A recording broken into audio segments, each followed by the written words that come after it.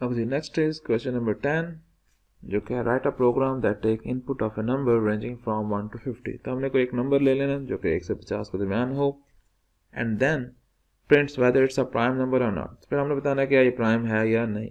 तो इधर से हमें क्या पता चला कि जो इनपुट है वो हमने लेनी है इंटीजर, क्योंकि प्राइम नंबर जो भी चेक होता है वो सिर्फ इंटीजर्स के ऊपर होता है, डेसिमल्स के ऊपर नहीं होता। अब मेन जिस प्रोग्राम के अंदर है प्राइम नंबर को चेक करना कोई मुश्किल काम नहीं है। हमने just we have to apply the conditions. If number is divisible by 2 then it's not a prime number, if number is divisible by 3 then it's not a prime number. लेकिन ये हमने इफ कंडीशंस कितनी लगानी है इसको हम reduce कर सकते हैं। तो चलते हैं इसकी बेसिक फॉर्मुलेशन की तरफ, पहले उसको समझते हैं। जैसे लेट्स से कोई भी नंबर है हमारे पास n, और अगर हमने ये चेक करना है कि ये प्राइम है कि नहीं, तो सबसे पहले जो हमें बेसिक बताया जाता है, जब बेसिक क्लासेस में हम पढ़ते हैं कि भाई इसकी निशानी क्या है, कि आपने चेक करना है सबसे पहले 2 से स्टार्ट हो जाए। अगर वो नंबर 2 से डिविजिबल है that mean it's not a prime number, रुक जाए, आपका काम खत्म हो गया। अगर वो 2 से डिविजिबल नहीं तो फिर मूव ऑन टू 3, फिर 3 से चेक करो, फिर 4 से करो, फिर 5 से एंड 6, और कहाँ तक जाना है आपको, उस नंबर से पहले एक नंबर पहले तक आपने चेक करना n-1 तक। फॉर एग्जाम्पल इट इज 50, तो n-1 हमारे पास क्या बन जाएगा 49। ये तो बिल्कुल एक बेसिक जो बच्चों को पढ़ाया जाता है 5th क्लास में वो है। उसके बाद फिर सेकंड आ जाता है जब हमारी क्लास बड़ी होती है कि भाई हम इसमें कुछ काम एक्स्ट्रा कर रहे हैं। वो क्या है कि अगर कोई नंबर है तो हमें चेक उसका n-1 तक नहीं करना चाहिए, हमें उसे चेक करना चाहिए n/2 तक। Okay, what is the reason कि उसके हमें सिर्फ हाफ नंबर तक चेक करना चाहिए। उसकी रीजन हम इस तरह कर सकते हैं कि भाई let's say it is a 50, तो आई हैव टू, इसके अगर हम फैक्टर्स बनाए तो इसके फैक्टर्स बनते हैं let's say 1 multiply by 50, 2 multiply by 25,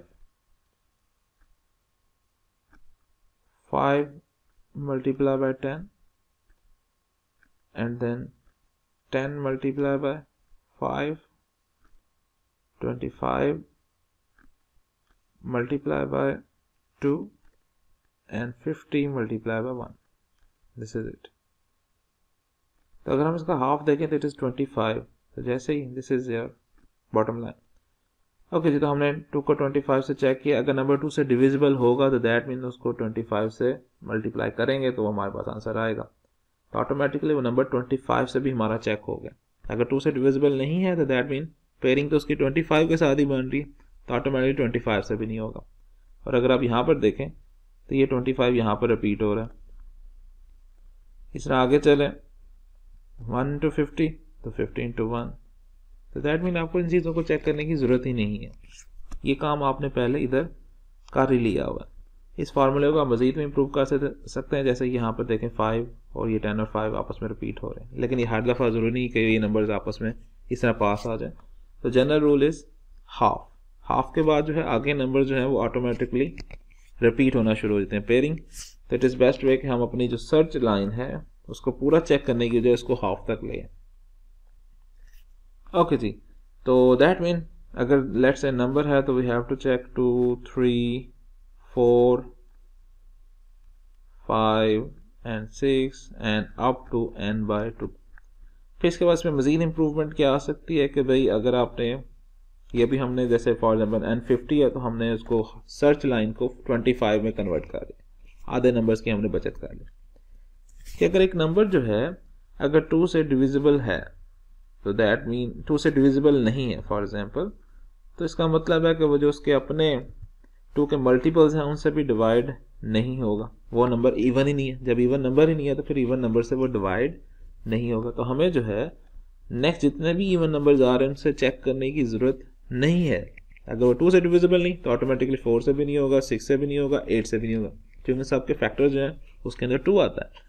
और अगर वो 2 से डिविजिबल है तो हमारा तो काम चेक हो गया कि नंबर इज डिविजिबल बाय 2, तो उसके बाद नेक्स्ट चेक करने की जरूरत ही नहीं है।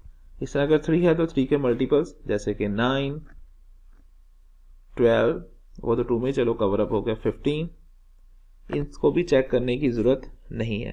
जैसे 5 है तो 5 के मल्टीपल्स भी नहीं। तो टू कट शॉर्ट कि we have to only check the prime numbers जो आ रहे हैं 2, 3, 5, 7, 11 अप टू जो भी हमारा गिवन नंबर है उसके हाफ तक। तो ये अब हमारा प्रोग्राम जो थोड़ा सा मज़ीद शॉर्ट हो गया। अभी हम इसी को लेकर चलेंगे। मज़ीद इसमें मज़ीद इम्प्रूवमेंट भी आ सकती हैं, लेकिन वो आपने सर्च करना है।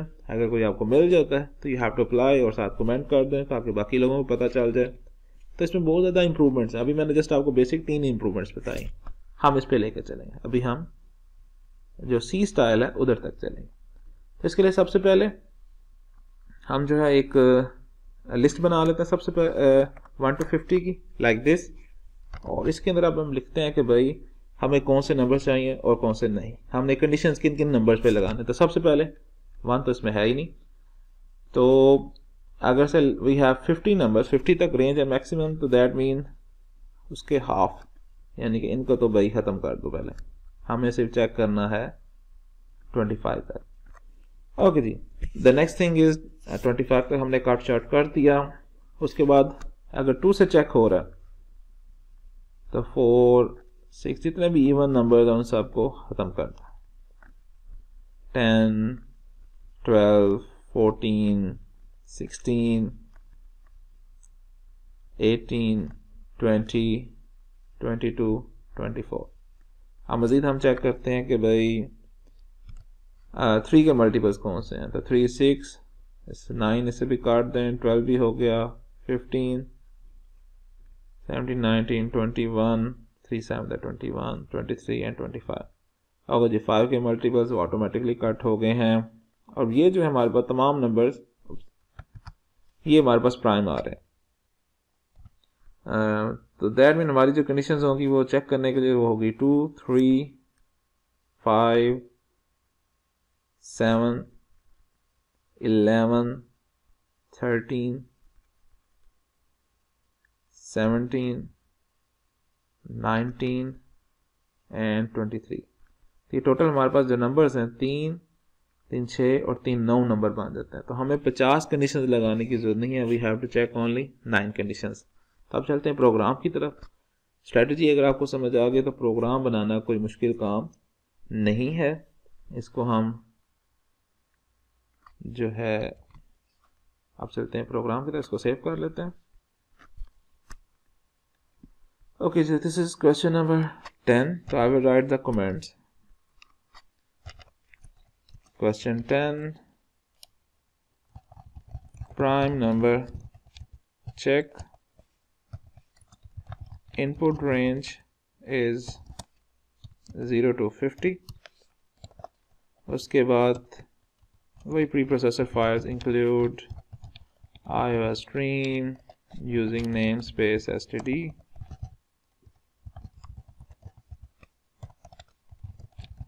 int main। सबसे पहले हमने कोई वेरिएबल डिफाइन करना है तो वो तो इंटीजर ही होगा। तो int let's say n, cout prompt message, enter the integer ranging from 0 to 50। बेशक 0 to 50 आप मैथमेटिकल स्टाइल में भी लिख सकते हैं ऐसे, and then equal seen n। Okay जी, नेक्स्ट जो हमने पता चल गया कि वही 0 से 25 के दौरान जितने भी हमारे पास प्राइम नंबर्स आ रहे हैं हमने जस्ट उनसे चेक करना है। अब ये कैसे फाइंड आउट किया जाए कि नंबर जो है 2 से डिविजिबल है या नहीं। तो उसके लिए हम रिमाइंडर फंक्शन यूज़ करेंगे कि if n remainder 2 is equal to 0, कि अगर हमारे पास रिमाइंडर जो है वो 0 आ रहा है तो इसका मतलब क्या है कि वो नंबर पूरा पूरा 2 से डिवाइड हो रहा है। तो सी out the entered number is not a prime, that's it, \n। Okay जी, what is the next condition. अब इसी को हम कॉपी पेस्ट करते जाते हैं। नेक्स्ट इज कि number is divisible by 3, then the number is not a prime number. Next is number is divisible by 5, then the number is not prime number. अब यहाँ पर अगर हम देखें तो मल्टीपल कंडीशंस के अंदर स्टेटमेंट हमारी यही आ रही है। अब इसमें मसला क्या आएगा, एक इशू ये आ सकता है कि लेट्स से हम पुट कर रहे हैं नंबर 10 तो वो नंबर चूंकि इफ कंडीशन है तो तमाम इफ कंडीशन में चेक तो होना ही है। तो जब वो नंबर 2 से डिवाइड होगा तो एक प्रिंट आ जाएगा भाई number is not a prime number. जब हमें पता चल गया है, लेकिन चूंकि उसने तमाम कंडीशंस को चेक करना है, वो 5 से भी चेक करेगा। जब 5 से चेक करेगा तो अगेन ये लाइन जो है ये प्रिंट हो जाएगी। अब इस मसले का हल हमने देखा हुआ है कि we can use a flag variable, जैसे हमने क्वेश्चन नंबर 2 में किया। तो हम उस स्ट्रेटजी को यूज करेंगे और यहाँ पर जो है ताकि हमारी जो प्रिंटिंग है सिर्फ एक ही दफा हो, तो I will use flag FLAG, flag is equal to 0, initialize हमने कर दिया। और यहाँ पर जो है ये स्टेटमेंट, इसको हम कट करके जस्ट लिख देंगे फ्लैग इज इक्वल टू 1, और नीचे जो है हम इसके कंडीशन लगा देंगे कि जब अगर फ्लैग की वैल्यू 1 हुई that mean this number is a prime not a prime number, और अगर उसकी वैल्यू स्टिल 0 है तो दैट मीन कोई भी कंडीशन ट्रू नहीं हुई तो number is a prime number. तो इस तरह जो है ये हमारी मल्टीपल जो स्टेटमेंट्स हैं प्रिंटिंग, उसका मसला हल हो जाएगा। Flag is equal to 1,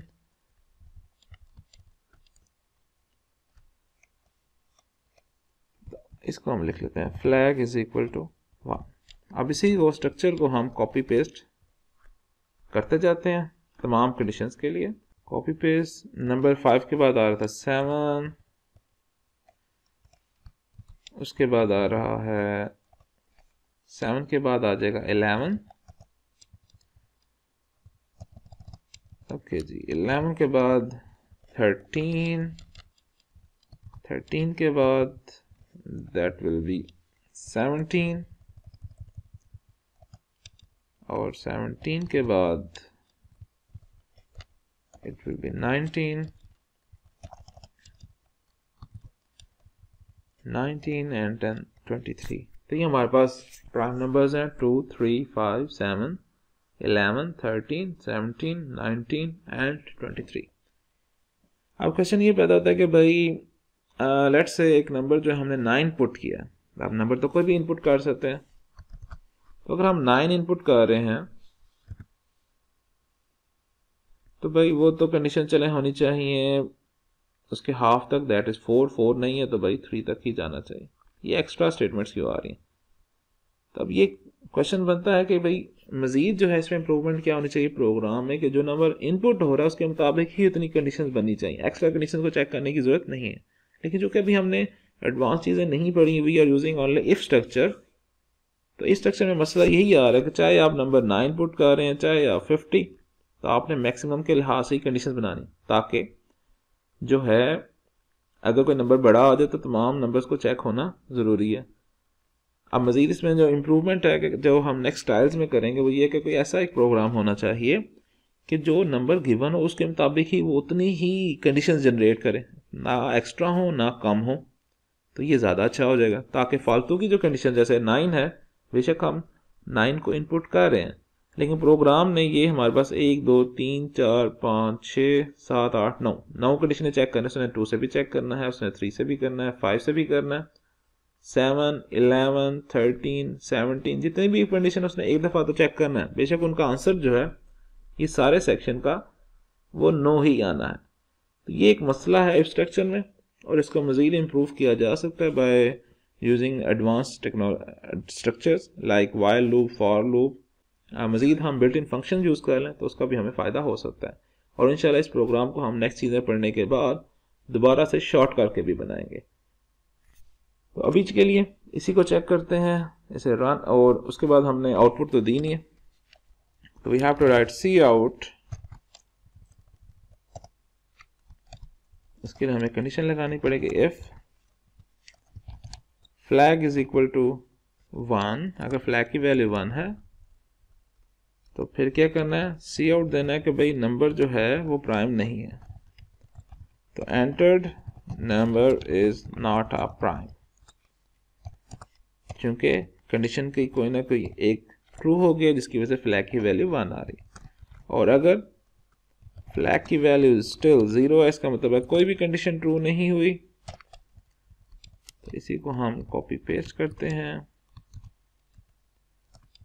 enter number is a prime, that's it, और प्राइम के बाद स्पेस नहीं साथ ही डॉट। तो इसको हम सेव कर लेते हैं। This is question number 10 prime check. Okay जी, save and run. Okay, I will write, पहले हमको 8 लिख लेते हैं. Enter number is not prime. आपको हम प्राइम नंबर ही लिख लेते हैं. Let's say 23. Enter number is not a prime. Okay, तो हमारा प्रॉब्लम ये आ रहा है कि जब हम कोई नंबर प्राइम भी पुट करते हैं तो चूंकि यहाँ पर वो स्ट्रेटजी नहीं लगी हुई, चूंकि ऑटो सिलेक्शन की हाफ तक ही जाना है, उसने तो तमाम नंबर्स को चेक करना ही करना, और हमने मैक्सिमम नंबर 50 के लिहाज से ये सारी कोडिंग की है. तो जैसे ही हम कोई प्राइम नंबर पुट करते हैं 7, तो वो 7 को भी चेक कर देगा डिवाइड करके. अब जबकि हमारे पास सिर्फ यूज़ करने के लिए इफ कंडीशन ही है, तो अब इसके अंदर हमें क्या सोल्यूशन निकालना चाहिए. तो हमारा ये इशू आ रहा है कि नंबर जो है वो अपनी ही नंबर से चेक नहीं होना चाहिए प्राइम नंबर को. तो इसका सबसे बेस्ट सोल्यूशन अभी के लिए वो ये है कि आप एक कंडीशन और ऐड कर दें. If number is greater than 2, तो फिर उससे जनाब ये नीचे वाला 2 से डिविजिबिलिटी चेक करनी चाहिए, ताकि जब आप 2 पुट करें तो वो 2 से डिवाइड ना करे, क्योंकि वो नंबर जो 2 है वो अपने 2 से ग्रेटर तो नहीं है. इसी तरह हम यहाँ पर लिख देंगे if n is greater than, मैं इसको कॉपी कर लेता हूँ जो कि मैं नेक्स्ट से यूज़ करना है, n इज ग्रेटर देन 3. तो अगर 3 से बड़ा नंबर है तो फिर ही 3 से डिविजिबिलिटी चेक करनी है, वरना उसे डिविजिबिलिटी चेक नहीं करनी. तो ये सोल्यूशन हम लगा के चेक करते हैं कि क्या ये फ़ायदेमंद होता है कि नहीं, और मुझे उम्मीद है कि ये होगा.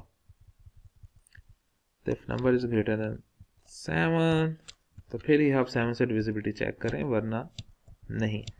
तो ये कंडीशन लगाने से हमें फ़ायदा क्या होगा कि अगर कोई प्राइम नंबर आता है तो अपने आप को वो डिवाइड नहीं करेगा due to this if condition.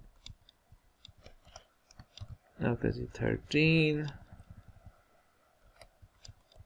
और जब भी आप मल्टीपल इफ कंडीशंस लगाएं तो इस तरह ये एक एक टैब का फासला ज़रूर दें, ताकि पता चले कि ये इसके अंदर नेस्टेड है और ये जो डॉटेड लाइंस हैं ये साथ आ जाए. इस चीज़ का आपने ध्यान रखना है. तो if number is greater than 17, तो ये देखें मैंने एक एक टैब का फासला दे दिया.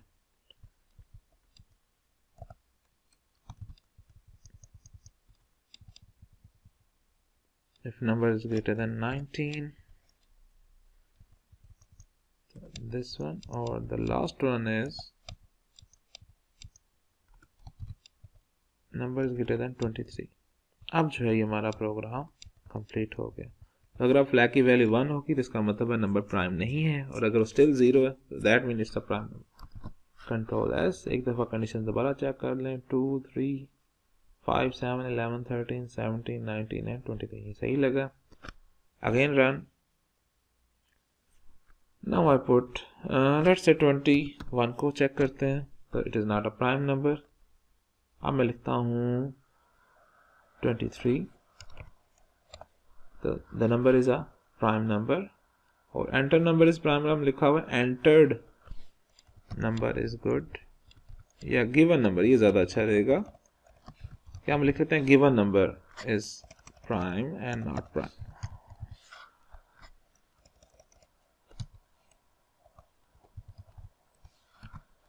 ओके जी, अब चेक करते हैं 23 तक तो हमने लिखा हुआ है. तो अगर हम 50 से नीचे कोई प्राइम नंबर लिख लें, लेट्स से 37, तो क्या वो प्राइम, हाँ जी वो तो प्राइम नंबर है. तो इसमें आप कोई भी नंबर पुट करके चेक कर सकते हैं. अब हमारा ये प्रोग्राम कंप्लीट हो गया. Let's say we write 47, that's a prime number. तो मज़ीद इसमें क्या हुआ कि ये जो परेशानी हमें ये कि हर दफ़ा हमें इफ़ कंडीशन लगानी पड़ रही है. तो अगर हमने वो ऑटो जो प्लेसमेंट वाला फैक्टर ऐड किया होगा, भाई n/2 तक ही आपने कंडीशंस को जनरेट करना है. लेट्स से इट इज़ 23, तो 23 का हाफ बनता है तकरीबन 11. तो उसने सिर्फ 11 तक ही कंडीशन को जनरेट करना था, आगे वाली चेक ही नहीं होनी थी. तो ये ऑटो डिवीजन वाला काम खुद बहुत ही ख़त्म हो जाना था कि सेम नंबर से हम डिवीजन कर रहे हैं. तो ये इंशाल्लाह ये छोटी छोटी प्रॉब्लम्स आ रही हैं, तो इसके अंदर इम्प्रूवमेंट हम ला सकते हैं. लेकिन अगर सिर्फ आपको इस स्ट्रक्चर से ही करना है तो ये प्रोग्राम जो है ये मुकम्मल तौर पर ऑप्टिमाइज है with respect to if condition.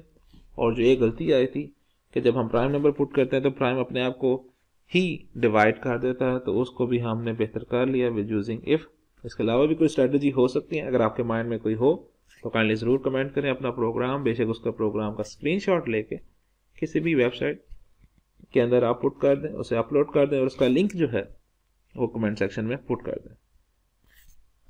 तो दिस इज इट। अब चलते हैं नेक्स्ट, जो लास्ट क्वेश्चन है हमारे पास, द इनकम टैक्स क्राइटेरिया। ये कोई इनकम टैक्स वाला क्वेश्चन आ गया। Income tax criteria is following 1% on the first 50,000। अगर आपकी इनकम जो है वो 50,000 के अंदर है तो फिर आपको जस्ट 1% ही जो है वो टैक्स देना पड़ेगा। We know how to find the percentage, just number जो भी गिवन नंबर है, enter number multiply by 1/100। Okay जी, अगर आपकी वैल्यूज 50 से 75 के दरमियान है तो 2%, 75 से 100 के दरमियान 3%, 100 से 250 के दरमियान 4 एंड सो ऑन। तो write a program that compute the income tax according to this schedule.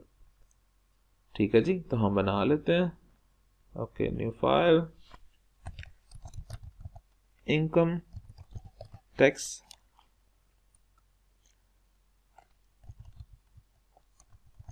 Generating program. और ये कौन सा क्वेश्चन है? Question number 11। It is the most simplest one. Okay जी, hash include iostream using namespace std int main। अब सबसे पहले हमने कोई नंबर इनपुट करना है। बेशक यहाँ पर जो टैक्स क्राइटेरिया ये रेंज दी है वो इंटीजर्स हैं 50, लेकिन मेरी सैलरी तो कुछ भी हो सकती है। मेरी सैलरी हो सकती है 25,050 सेंट्स, तो पैसा आ सकते हैं। तो इसलिए हमें यूज़ करना पड़ेगा फ्लोट। और देखें फ्लोट की स्पेलिंग फिर गलत हो गया, तो FLOAT। अब मैंने यहाँ पर चेक कर लिया है। ओके जी, तो आई विल राइट इनकम, ठीक है, या इसे शॉर्ट कर लेते हैं, आई ही कर लेते हैं, और साथ आगे जो मैं बता दूंगे I stands for income. Okay जी, इनकम हो गया, और आई थिंक एक ही वेरिएबल डिफाइन होगा, आगे तो कोई ज़रूरत है ही नहीं। तो सबसे पहले जो है इफ़ कंडीशन लगे कि if I is less than equal to 50,000।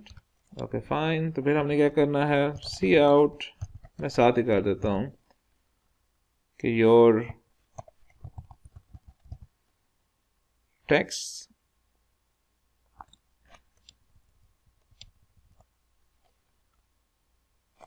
Your calculated tax, या सिंपल लिख दें, your tax is equal to tax money is equal to, and what is the formula, जो भी आपके पास वैल्यू है मल्टीप्लाई बाय, चूँकि 1 है तो 1 से मल्टीप्लाई करने की जरूरत नहीं, 1%, तो 1 divide by I multiply by 1 divide by 100, तो it is a formula I divide by 100। ये आपके पास जनाब 1% आपकी जो है निकल आई, और साथ जो है हमें आगे एंड एल लगाना पड़ेगा, तो that will be and L. अब नेक्स्ट है कि अगर आपकी जो इनकम है वो 50,000 से ग्रेटर और 75 से स्मॉलर हो, तो हम इसको नेस्टेड इफ की मदद से लिखेंगे कि if your income is greater than 50,000, और फिर इसके अंदर नेस्टेड लगा दिया, और 75,000 से वो स्मॉलर हो। ओके जी, तो फिर क्या करना है, फिर आपने इसको 2% पे लगाना है। तो I will write your tax money is equal to I asterisk 2/100, तो ये आपके पास 2% निकल आएगा। और इसी तरह अब इसी फैक्टर को लेकर आगे चलते जाते हैं, क्योंकि यही चीज़ आगे चल रही है। If your income is greater than 75,000 and less than 100,000, तो आई विल राइट 100,000, तो your taxable income is 3% of the income। Okay, तो मैंने यहाँ पर 3 लिख दिया। ओके जी, नेक्स्ट क्या करना है कि अगर वो 100,000 से ग्रेटर है और 25, 250, 100,000 से स्मॉलर है, तो फिर हमारी जो परसेंटेज है वो कितनी होनी चाहिए, वो 4 होनी चाहिए। ओके जी, 4 लगा दिया, और लास्ट पे अगर 25 से ज़्यादा है तो इट विल बी 25, 1000 से ज़्यादा है और 500,000 से लेस है। ये थोड़ा सा हमने सिफरों का ध्यान रखना है। तो फिर हमारा जो टैक्सेबल इनकम होगी वो होगी 5%।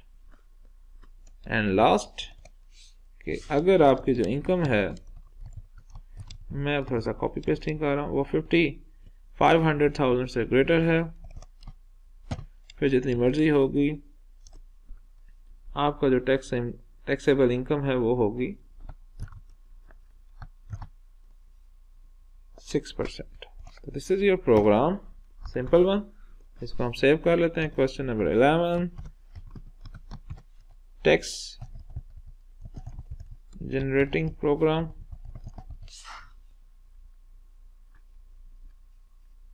अब ये रन करते हैं।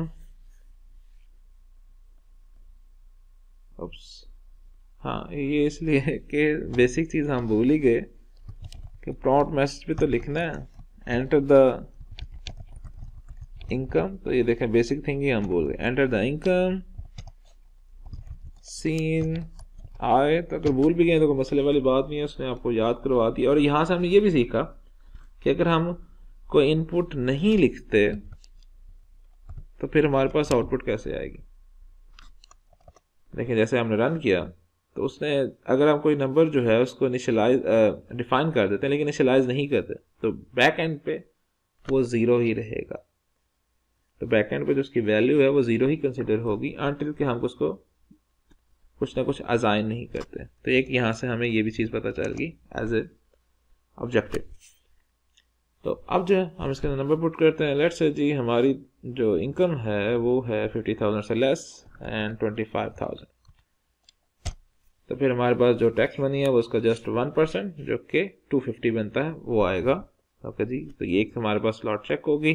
अब हम 50,000 से ग्रेटर कर लेते हैं। लेट्स से 60,000 और 0.50 सेंट फॉर एग्जांपल। तो देखें 1200.01, तो ये बिल्कुल एग्जैक्ट 1% बन रहा है, बल्कि 2% बन रहा है, सॉरी 2 6 12। इस तरह आप जो है आगे भी चेक कर सकते हैं। लेट्स से हम लिखते हैं 26,000 बल्कि 260,000। तो ये 25,000 से ग्रेटर हो जाएगा। तो उसका जो है हमें पता है कि भाई वो 250,000 से अगर ग्रेटर हो जाए तो कितना है 5%। तो ये इसका 5% बन गया। 5 6 30, 5 10 और 13, तो ये 13,000 जो डॉलर्स हैं वो 260,000 डॉलर्स के ऊपर इनकम टैक्स बन गया। तो यह वेरीफाई कर सकते हैं।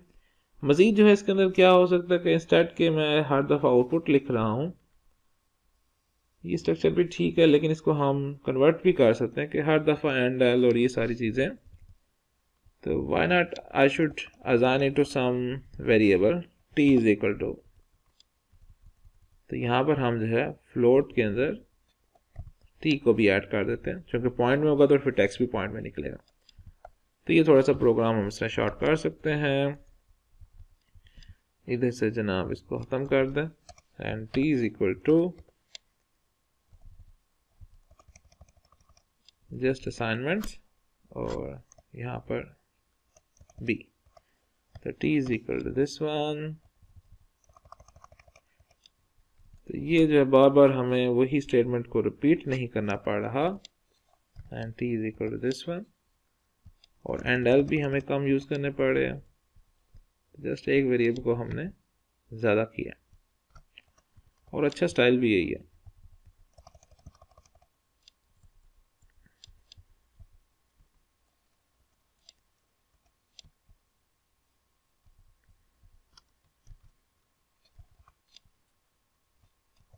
और लास्ट में जो है हम इसको आउटपुट कर देंगे, see out your tax money is equal to T and L. तो ये सिर्फ मुझे एक दफ़ा लिखना पड़ रहा है। तो जब हम इसको रन करेंगे, चलिए let's say 26,000। So this is our answer. तो होपफुली आपको तमाम चीज़ों की समझ आ गई होगी और इस प्रैक्टिस एक्सरसाइज में आपने बहुत सी नई चीज़ें भी सीखी होंगी। और लेकिन स्टिल अगर कोई भी कहीं पर भी आपको कन्फ्यूजन है तो काइंडली आप उसे कमेंट सेक्शन में पूछ सकते हैं। लेकिन साथ साथ आप उस वीडियो की टाइम स्टैम्प भी लिख दें। जैसे फॉर एग्जांपल 10 मिनट के ऊपर कोई आपको प्रॉब्लम आई तो यू कैन राइट 10:00 और फिर उसका क्वेश्चन लिख दें ताकि मुझे वो क्वेश्चन समझने में आसानी हो जाए। और अगर आपको वीडियो पसंद आई है तो लाइक और सब्सक्राइब करना मत भूलिएगा। Thank you very much.